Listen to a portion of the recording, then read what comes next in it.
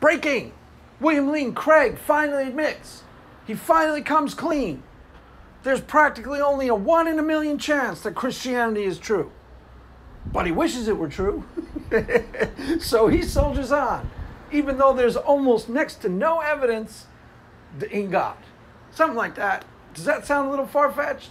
That sounds a little far-fetched, Craig. Are you sure that's what he said? That's what he said, I promise. Or something like it. Now, here's the thing, okay? If you are listening to this, you probably all saw the video that got all the atheist community up in a tizzy, cackling triumphantly. This time we finally got him. We finally nailed him to the wall. He admitted it out of his own mouth. There ain't no good evidence for God, or something to the effect. Now, to analyze this properly, you have to keep in mind this was William Lane Craig. First of all, he was on a call-in show, and he was talking to a person specifically, some guy, Kyle. And there's a really sometimes often a big disconnect between what you literally say and what you intended to say. So the real question is, what did he mean? Not what did he literally say. I went over the words. Emerson Green posted it on Twitter. You can find him on Emerson Green's TL. He posted the literal words. I went over a few times. And what he literally said isn't that far from what the atheists are trying to say that he said. But the question is, what did he actually mean? And that disconnect is really important. For example, the other day, I got into an argument with my wife. Don't get in very many arguments with my wife, but yesterday I did. Why? She called me, she thinks I'm gaining weight. So she called me heavy one too many times. And I said this, literally, Jennifer, if you call me fat one more time, I'm going to kill you. It's literally what I said. Was I going to kill her? No. Did she think I was going to kill her? No. If she went to the police and said, he's going to kill me, my husband's going to kill me. I said, how do you know he's going to kill me? Well, he literally said, he's going to kill me. That's a disconnect between what I literally said and what I intended to say.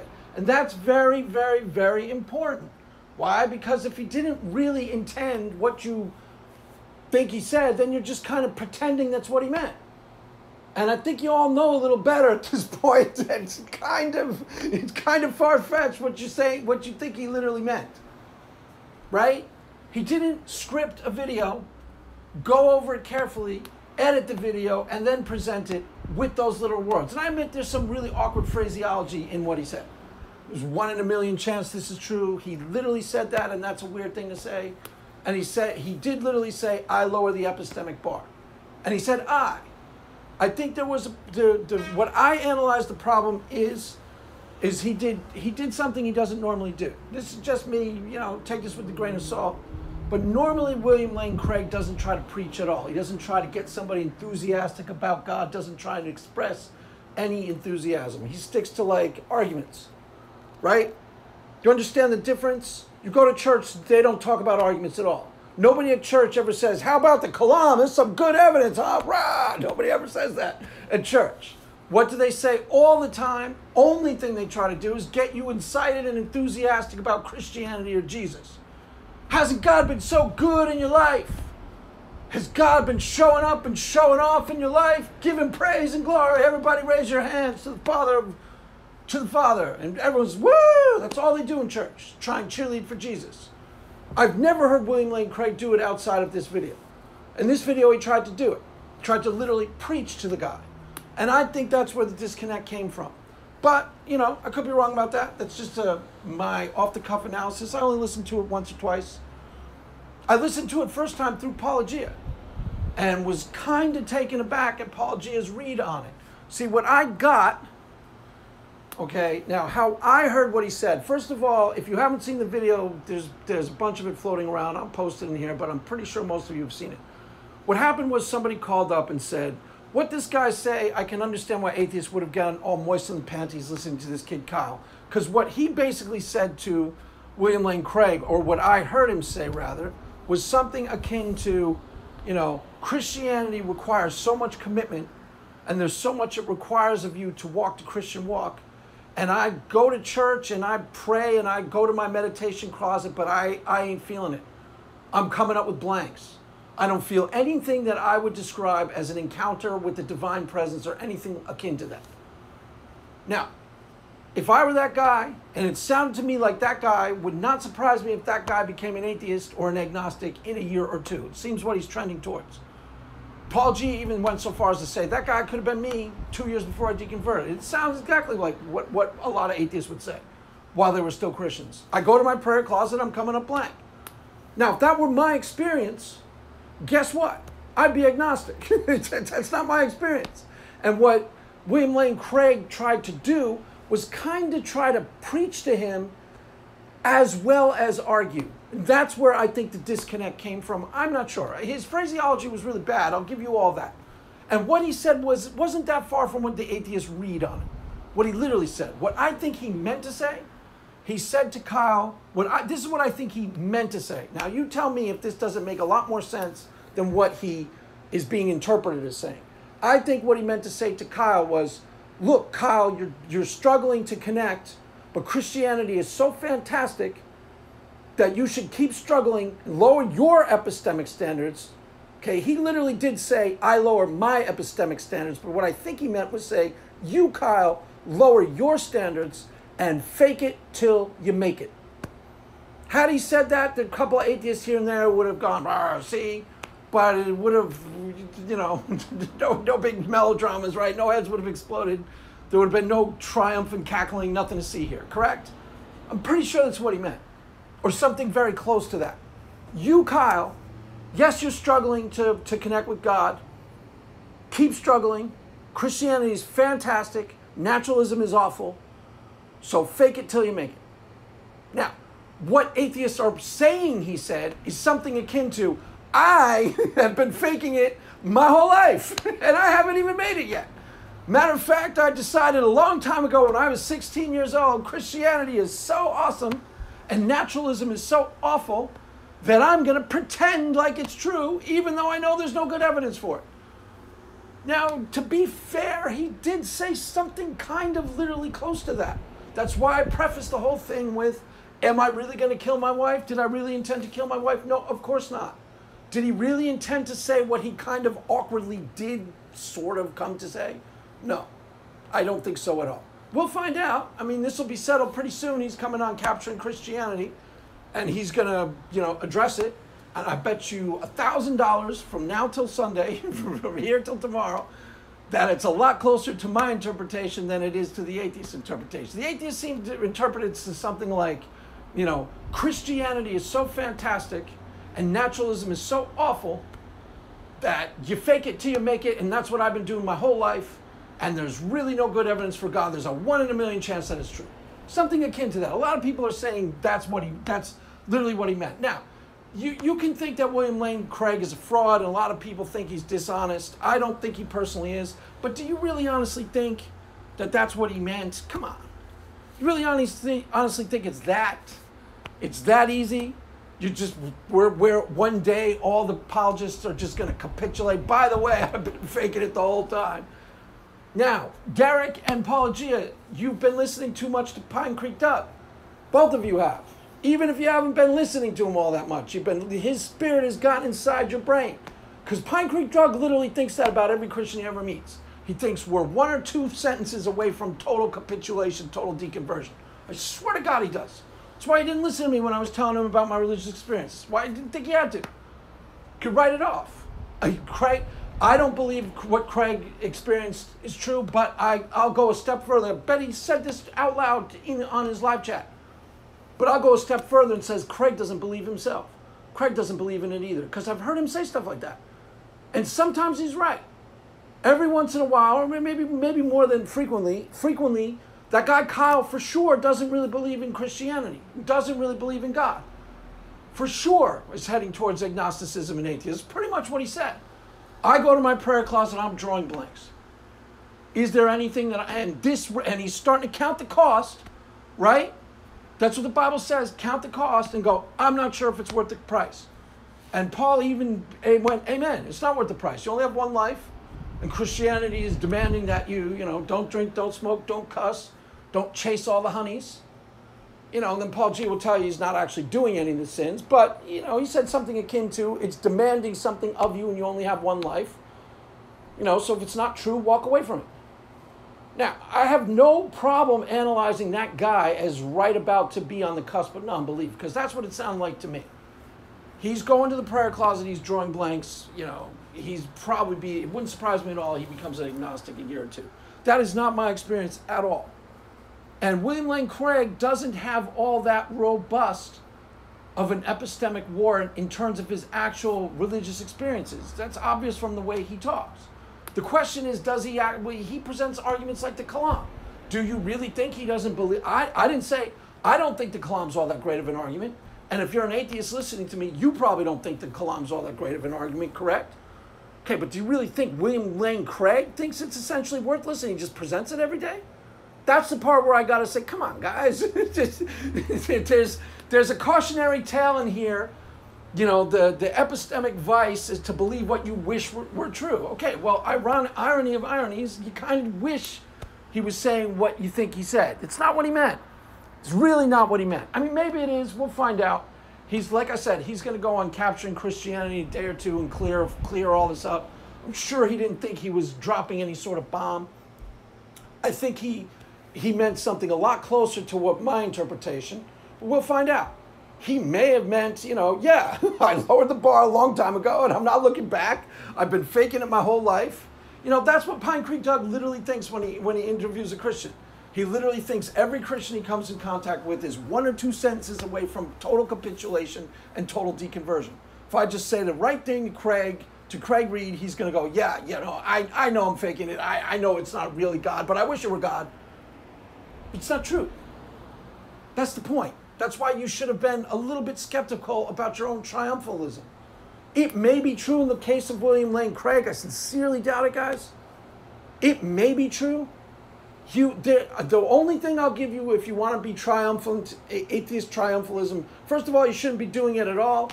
This isn't a team game. The fact that you treat it like a team game is very telling. And it isn't telling in the sense that you're so confident in your position. It's telling in the sense that you're kind of insecure at the bottom of it all. Why? Because you shouldn't be treating it like teams at all. As I'll say 1,000 times, watch the Answers from Reason crew. I noticed they didn't even comment on the video. Why? They're not playing teams. I've never seen them play teams. Ever. Ever. I've never seen them run with something go, see? You guys knew all along that this is fake. Because they know that some of us actually believe what we say we believe. Maybe not all of us. Pine Creek Doug is right sometimes.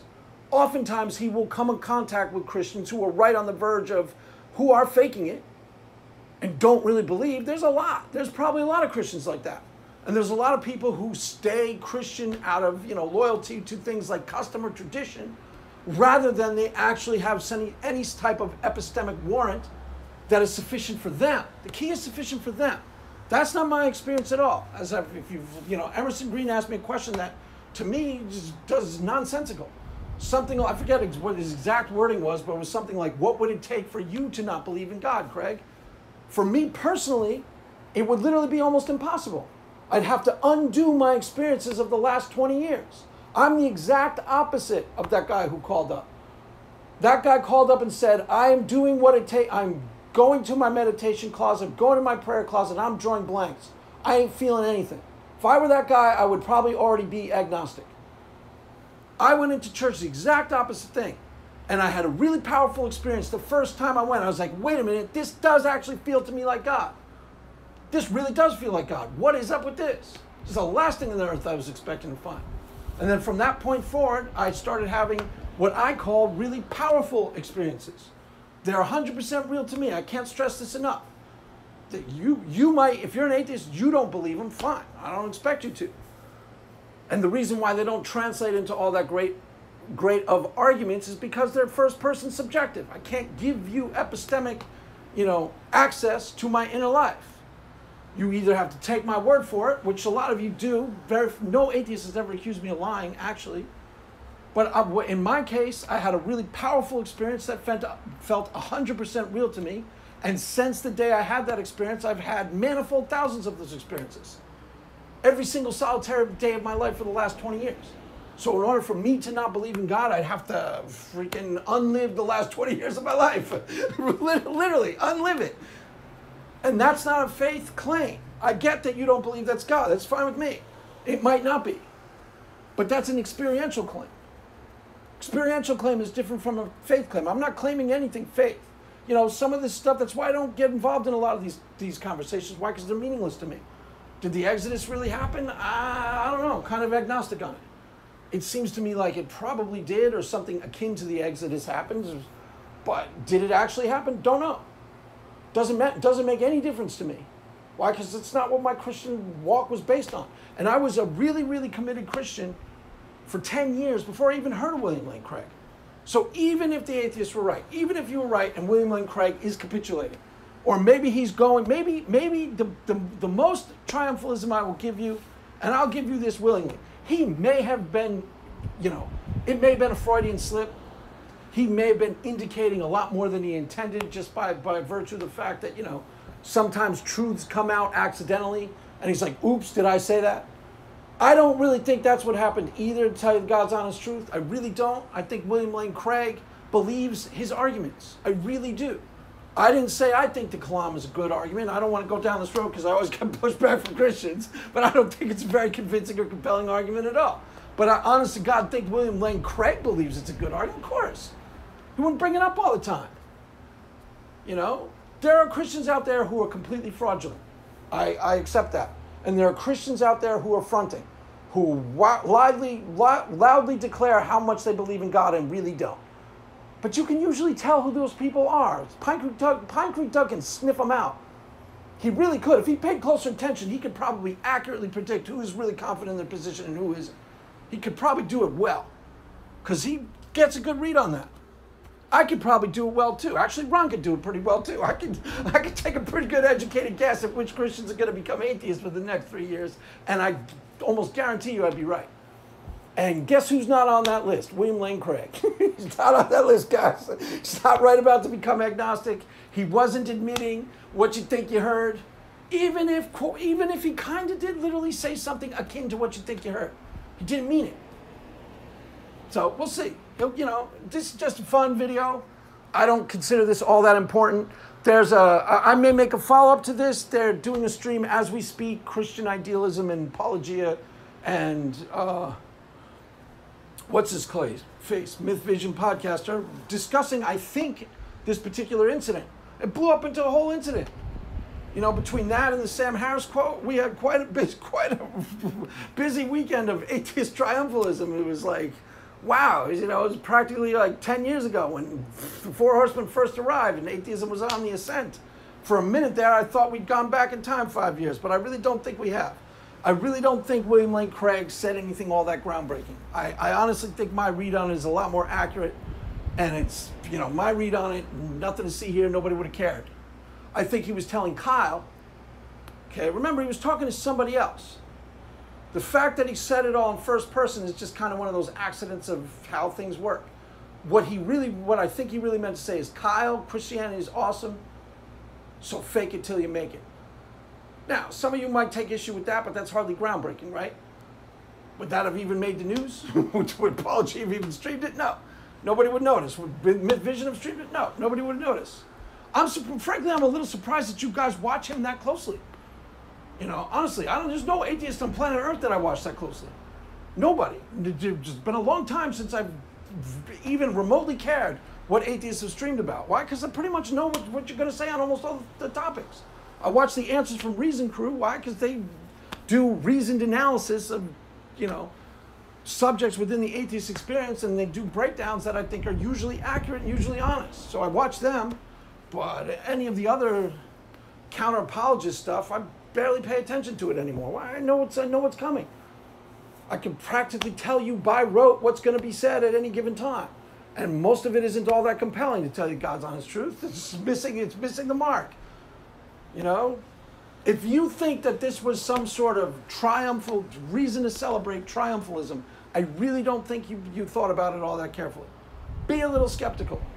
Apply skepticism to the thing that, ironically, that you really wish he said.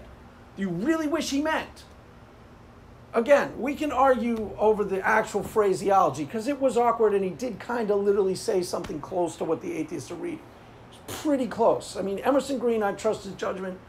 You know, he's not a freaking fake let me just make fake arguments against the existence of God. He very rarely does that.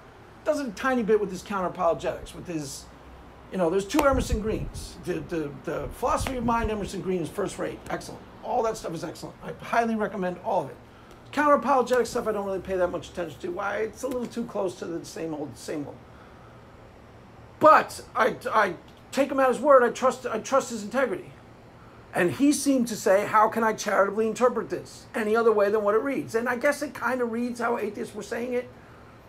But that's why you have to go with the intent. Okay? Was I literally going to kill my wife? No, of course not. Did I even literally want to kill my wife? No, of course not. Did William Lane Craig really capitulate, guys? Come on. Be a little skeptical. Use that skepticism appropriately to the context. It's not just God that you should be skeptical about. You should apply critical thinking and skepticism to even your own deeply held desires. You want him to capitulate, so you thought he did. Isn't that ironic? You want him to finally own up. And maybe some of you maybe think he is right on the cusp of going, yeah, wink, wink, I was fooling you the whole time. I don't think he is. I really don't. I think with William Lane Craig, that's wishful thinking. I think that's Fantasyland. I'd be really surprised if he says anything other than if he goes on Capturing Christianity, says anything other than what I say, what I think he meant to say. I'd be really surprised. I wouldn't be all that concerned about it though, guys. That's the thing. That's the thing that you don't seem to care. That's why playing teams is so irrelevant. You're always conflating ontology with belief. Whatever William Lane Craig believes about God, even if he's secretly an agnostic, it doesn't matter. Why? It's never going to infect the ontology at all. Think of it as flat earth, right? Everyone listening to me is not a flat earther, correct? Flat earthers, I apologize for using you as an example, but just the example. Everyone listening to me believes the earth is round, correct? Okay, if William Lane Craig became a flat earther tomorrow, would you care at all? No. Would I? No. Would it shake me even a little? No. Wouldn't even shake me a little. I didn't even know who William Lane Craig was for the first 10 years I was a Christian. Never heard of him. Outside of these circles, these people aren't all that famous. My wife is actually the best barometer of who's famous. My wife has heard of you, you've arrived. My wife has no idea who Matt Dillahunty is, and she's kind of heard of Sam Harris. She knows the name. She knows Richard Dawkins. She knows Jordan Peterson. She does not know who Matt Dillahunty is. He hasn't arrived. All that means is you haven't gone up the food chain. My wife is pretty well educated about people in the popular culture. It just means you haven't broken out of our little neck of the woods. Matt Dillahunty is famous in our place, with us. In church, I hadn't heard of Matt Dillahunty before I started doing Twitter. And if I go to church today and ask people in my church, no one will know who he is. They'll know who Richard Dawkins is, and they'll know who Sam Harris is. And will they know who William Lane Craig is? Nah. One of 10 people at the church may know. Every once in a while, someone will think they know apologetics in the real world. Every once in a while. It's usually really annoying when they do. Why? Because they start telling me, oh, this is what you got to say to them. And they say all this crap. And this is what you got to tell them. Tell them they just want to sin. Tell them the fool says in his heart there is no. I swear to God, they tell me all this stuff that I should be saying. You debate with atheists? Yeah, I debate with atheists. Tell them the fool says in his heart there is no God. That should settle it, Craig. Yeah, that usually settles it, dude. Thanks for the advice. No thanks. Tell them they just want to sin. Oh, okay. That's what I never thought of. That should go over real well. Thanks for the advice. That's usually what happens. So very rarely I hang out with a lot of Christians. I pal around with Christians, not all the time. Everyone from my past life, nobody's a Christian. But everyone from my life now, there's a bunch. And very few of them, I'd say 1 out of 10 knows what apologetics is. I usually have to explain what apologetics means. Never mind who William Lane Craig is. I usually have to explain what apologetics is. They don't even know what that means. So, there you have it, kids. Like I said, just a fun little video. What I will do, and I can't promise you there'll be a follow-up, I will watch Kyle. It'll be fun to watch Kyle interact with Paul Gia. Because Kyle's sharp. Kyle's a smart little guy.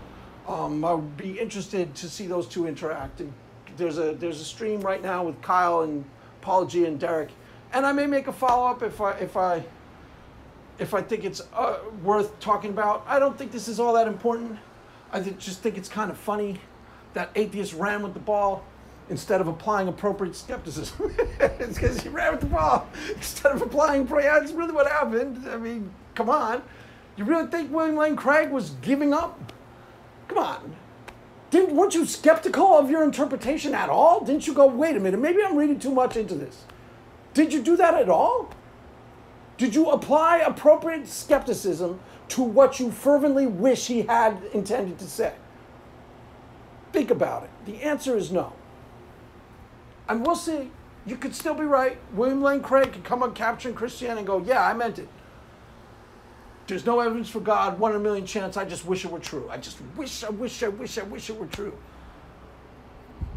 Yeah, that's what he literally said, though, Craig. That's what he literally said. It's close to what he literally said, sort of. It's not what he meant. What I think he meant is what I said he meant. So there you have it, kids. Just a fun little throwaway video. Let's listen and throw it out. Let it flow right through you. It's going to flow right through me, Craig. It's going to go in one ear and out the other. Yeah, I pretty much expect that. So there you have it. That is all for now. The new Mass, today's, hot off the presses Mass has ended. Go in peace. The Mass has ended. Go in peace. Amen.